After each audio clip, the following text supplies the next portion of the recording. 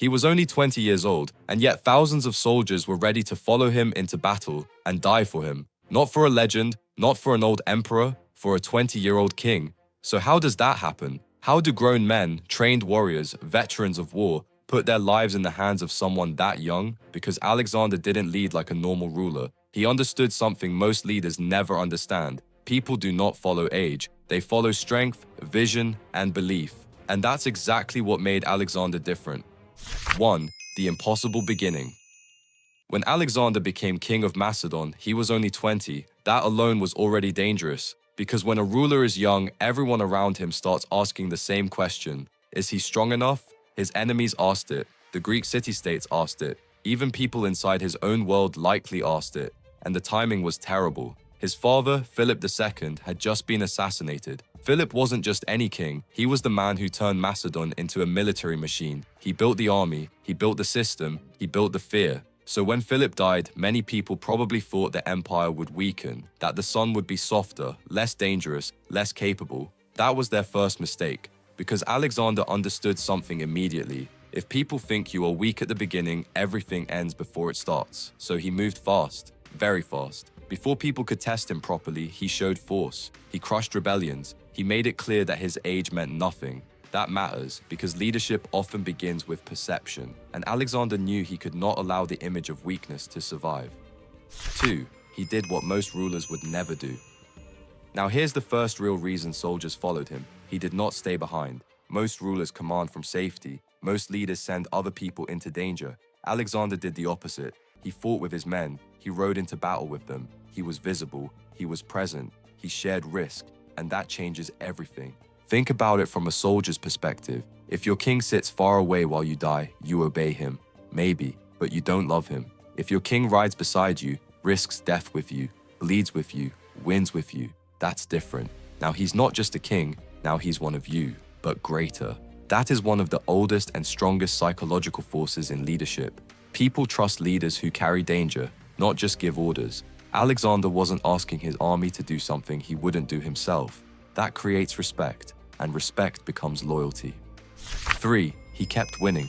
The second reason soldiers followed him was simple: victory. Nothing builds belief faster than winning. A lot of leaders try to inspire people with speeches. Alexander had speeches too, but speeches alone are weak if reality does not support them.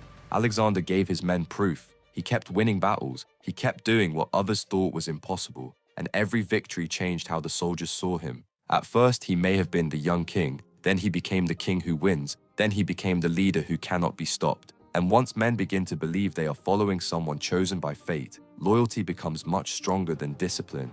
That is how leaders become larger than life, not only through power, but through repeated proof. And Alexander did not win once, he kept winning. That repetition matters, because one victory is luck, 2 victories are skill. A long chain of victories becomes myth, and men will follow a myth farther than they will follow a man.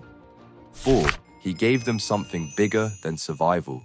The third reason is even deeper. Alexander gave his soldiers meaning. War is brutal, marching is brutal, distance is brutal, fear is brutal. Men do not keep going through all of that just because someone tells them to. They need to believe they are part of something bigger, and Alexander gave them exactly that. He did not present the campaign as a random war. He presented it as a mission, a destiny, a march toward glory. That matters because people can survive pain if they think it means something. A soldier who feels disposable becomes tired fast. A soldier who feels part of history becomes dangerous. Alexander made his army feel like they were not just fighting battles, they were changing the world. And once men believe they are building history, loyalty stops being just military obedience. It becomes emotional, it becomes personal.